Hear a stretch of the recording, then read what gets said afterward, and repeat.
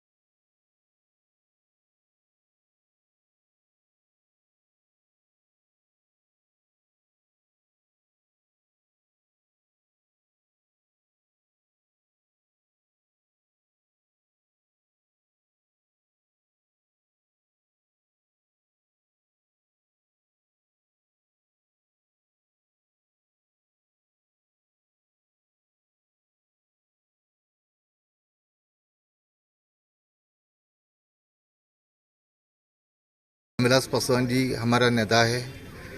वो केरला के लिए बहुत कुछ किया है, इसलिए उसका देहांत में उसको देखने के लिए हम अंतिम दर्शन के लिए आया है। अंतिम दर्शन करने पहुंचे हैं, काफ़ी भीड़ है, तो किस तरीके से देखते हैं? आप अपनी भाषा में बोल सकते हैं।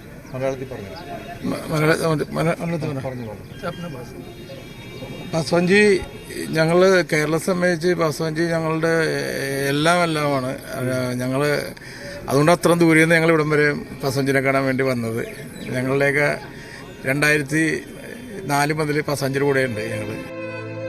और श्रद्धांजलि देने वालों में रेलवे के कर्मचारी भी रहे जो हाजीपुर और मुगल सराय से पटना पहुंचे। सभी की आंखें नम थी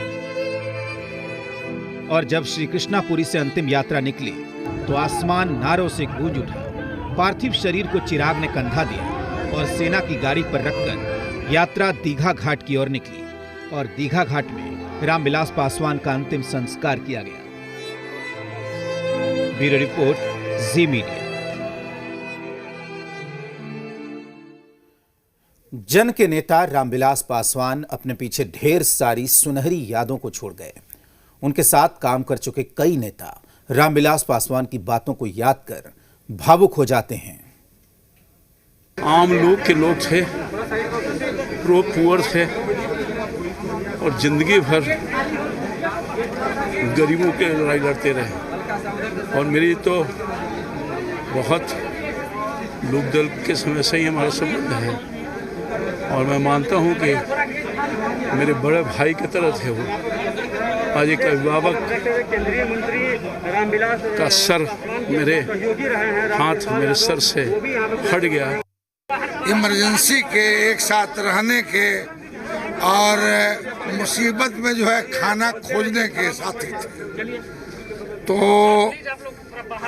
एक तरह से समझिए कि बहुत मर्माहत हैं और एक अब क्या कहिएगा, जो दुख सुख का साथी होता है तो वो राजनीति से ऊपर होता है। देखिए, हमारा उनके साथ संबंध बहुत पुराना था। मेरे विधायक बने थे उसके पहले, क्योंकि हम लोग दोनों आदमी समाजवादी धारा में थे, सोशलिस्ट पार्टी के संयुक्त समाजवादी जनसभा में थे और 1969 में विधायक बने। तो 1970 में हमने एक मुकदमा किया था पुरी के शंकराचार्य पर, उसमें उन्होंने गवाही दिया था और उस गवाही में पुरी के शंकराचार्य का धज्जी उड़ाए थे और देश भर में उनका बयान छपा था। स्वर्गीय रामविलास पासवान जी बिहार ही नहीं देश के एक प्रमुख नेता रहे और उनका जो योगदान है देश के विकास में बहुत अहम रहा है और बिहार के विकास में भी उन्होंने बहुत ही अग्रणी भूमिका निभाई। अभी राज्यसभा के सदस्य थे।